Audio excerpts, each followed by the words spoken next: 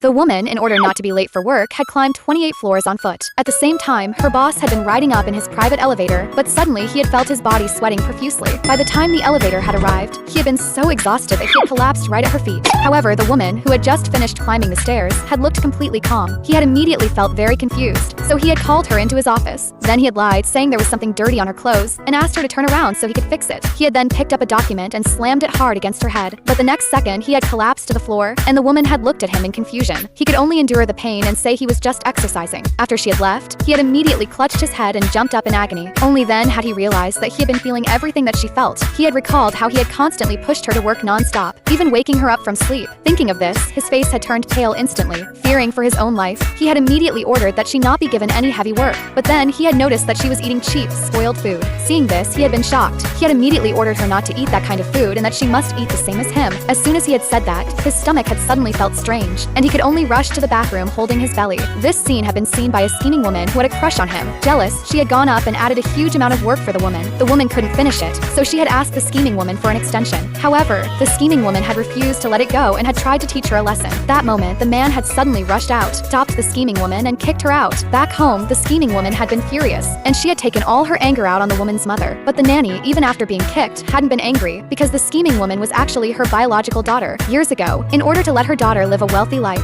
she had secretly switched the scheming woman with the real daughter. When she had learned that her daughter had been upset at work because of the woman, she had immediately decided to get revenge for her. So when the woman had come home from work, she had ordered her to go on a blind date, but the woman had refused because she wanted to earn money for her mother's surgery.